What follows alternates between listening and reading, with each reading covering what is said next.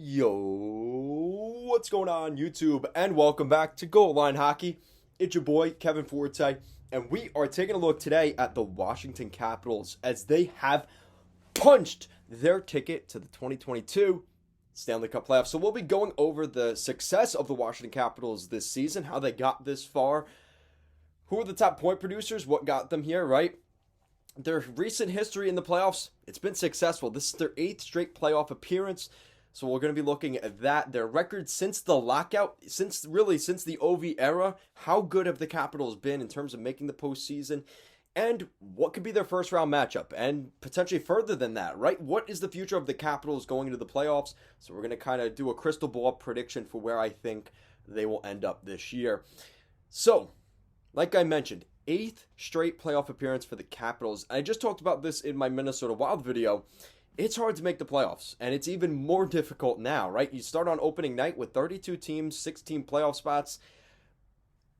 You have a 50% chance of making the playoffs on opening night. So the Capitals, listen, considering they've been able to flip the coin on heads or the right way, whatever it is, to make the playoffs, they've been doing pretty good, right? They're batting pretty good. Since the lockout, right? Since the beginning of the OV era, they've only missed the playoffs 3 times. 3 times, that's right. 3 times. So that means they've made the playoffs 13 of the past 16 seasons. That's incredible, right? I mean, there's no other way to put it. That is success in a nutshell. And to top it all off, they won a Stanley Cup, right? They won a Stanley Cup in 2016 or 2018. I always forget. I think it was 2016. Why do I don't even remember. I honestly don't. It's like a blur to me, but they've won the Stanley Cup, right? I want to say 2018 for some reason, but I think Pittsburgh. I don't know. Whatever it is, the Capitals won the Stanley Cup, right? And I think the Capitals, a lot of their success right now, it's kind of all over the place because you look at their, and it's kind of telling, and we'll talk about it in a second. So you look at where they sit in the standings, they're in a wild card spot. And they were the last team to clinch a playoff spot in the Eastern Conference. But they've still got a good record. 43, 23, and 11. They're going to hit 100 points this year. And they're considered third in the Metropolitan Division according to Hockey Reference. But you look at the standings, they're 4th. So I guess it's they're tied with Pittsburgh right now, right? So depending on how things go, all things considered, you're looking at Washington playing a couple of different teams in the first round. I mean, they're one of those teams like Boston where it's kind of limbo. They could be playing the second team in the Metro, which that's not even guaranteed. Like, they're tied right now for first in the Metro, so Carolina or the Rangers could be your team if you get into third. You could be playing Florida, which God only, help them if they get stuck with that matchup. So it's kind of all over the place right now. So it's one of those things where you're looking at it right now. There's about 3 teams they could be playing, and it's Carolina, the Rangers, and Florida. And, I'm ruling out the possibility of them playing Pittsburgh because I don't see Pittsburgh or Washington getting second in that division. I think that's already contested at this point. So you're looking at Washington as a team that they're going to finish either third or in a wild card spot. Ideally, you finish third. And the reason I say that is because I think either way, they're going to play the other team, whether it's the Rangers or Carolina. You're going to be playing one of those teams. And even if you get past the first round, you're going to play the other one in the second round. It doesn't really matter here for Pittsburgh. You're going to have to go through one of or potentially both of those clubs. So for Pittsburgh here, they've really fallen off. And I think that's good for Washington because it allows them the opportunity to move into third in the division. And in the event that Pittsburgh maybe wins that wild card series or that first round, they could get home ice advantage against Pittsburgh in that second round. So that could actually be a benefit, right? Ideally, you want to get third in the division here if you're Washington. So that's what you're looking at with stats, in terms of where they sit in the standings. In terms of their team overall, their goals for and goals against. So how do they stack up across the league?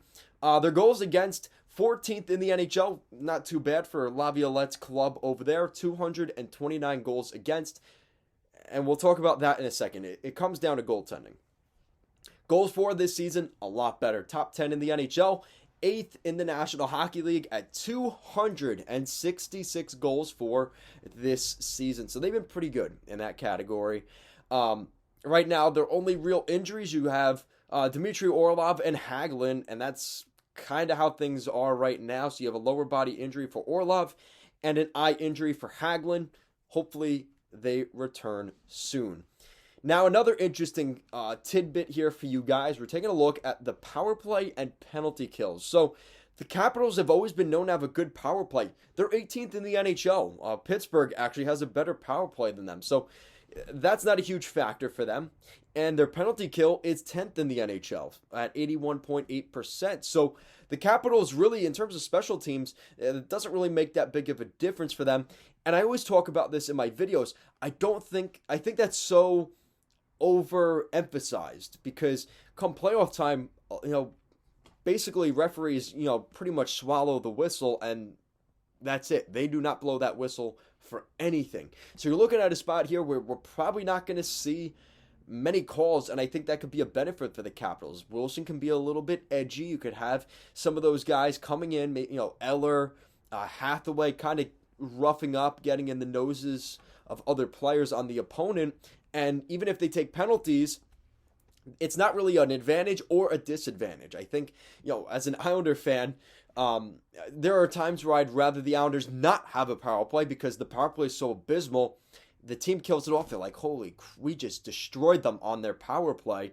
And it actually gives momentum to the other team when you're trying to get a power play, right? So the Capitals don't really fall into that category. It's not really a factor for them, which, like I said, I think is a good thing. And obviously having a good penalty kill matters. But again, I think it only goes so far. Looking at the top point producer, it's not even a question. I mean, Obi's got 90 points this season. He could hit 100. He's got 7 games left. But, I mean, if you were to doubt Obi to get 10 points in 7 games, that would be a mistake. I would not bet against Ovechkin to do that. Evgeny Kuznetsov's going to be above a point per game. He's already got 77. Probably going to get somewhere between 80 to 85 points this year, realistically. But from there, it kind of drops off from Carlson. And then you get to Wilson. And then, like I said, you see the drop-off. This team does not score a ton of depth goals. I mean, you're looking at, even Anthony Mantha, he's got 21 points this season, which is good, but, he's a top 6 guy, and they gave him a lot for him, and, they're paying him good money. You'd probably like to get a little bit more out of Mantha come playoff time. TJ Oshie's been good, but again, he's only played 40 games this year. He's got 23 points. I don't know. You want to see a little bit more from guys like Connor McMichael and Marcus Johansson, who's come in and actually been great. I'm very happy they got Johansson back. But you're looking at guys that are they've had to step in because of depth. And you have guys like Joe Snively, Axel Janssen-Fjallby, which I only know that name because I watched the Hershey Bears. So I'll take my credit where it's due there. But you have a lot of guys that you just, Martin Fehervary has come in as a defenseman. He's been pretty good. But again, come playoff time and potentially against a team like Carolina or the Rangers with a lot of depth, it is going to be difficult for them to keep up with those teams. Now, with that said, here's the more concerning thing, and that is goaltending. Now, the reason I say that, and I think most Caps fans will agree with me in this regard, you look at their goals against average, their goals against average between Ilya Samsonov, Vitek Vanacek, Zach Fucale, and Phoenix Copley is a 2.80 goals against average, which is under 3 still, but not the best. And you could argue a lot of that is because of their defense. You look at the save percentage, and this is where things are more troubling for the Capitals. So you're looking at Ilya Samsonov, 37 games played. He's still got 23 wins on the season. Hey, listen, that's not too bad, right? He has an .890 save percentage. That's right, and under 900 save percentage is not going to cut it come playoff time. And he is the starter. I mean, he is at a 2.99 goals against average, which is basically 3. He has a 3 goals against per game. And like I said, come playoff time, when things get locked down, you can't have that goalie in there. And who are you going to put in? Vitek Vanacek? I don't know if that's going to work either. So you're looking at a situation, I'll talk about it more in the summer. We've been hearing that the Capitals are looking to completely gut their goalie tandem. I could see a guy like Darcy Kemper going to Washington if I've talked about him maybe going to Buffalo, maybe Washington. Darcy Kemper could end up going to Washington this summer. That could be a fit. But I could see the Capitals just overhauling their goaltending. And the problem is they don't really have a goalie that can like take over a game and steal a game, right? I just talked about that. Who is it? The Minnesota Wild, right? You have Marc-Andre Fleury. Calgary Flames have Jacob Markstrom. Those guys can steal you games. I don't know if Samsonov or Vanacek are going to be able to do that for the Capitals. So as well as their depth scoring, maybe not producing to the level that I think they need to, you also have the problems here with the goaltending. And like I said, I mean, you can't deny the Capitals could be a good team this year. And again, they're going to end up winning the Stanley Cup. I'm going to look like an idiot, whatever. But I see enough issues here, and I think there's enough to say and diagnose that I just don't see them getting past. If they get past the first round, I do not see them getting past the second round. Because unfortunately, this is a team that is very much run on Ovechkin and Kuznetsov.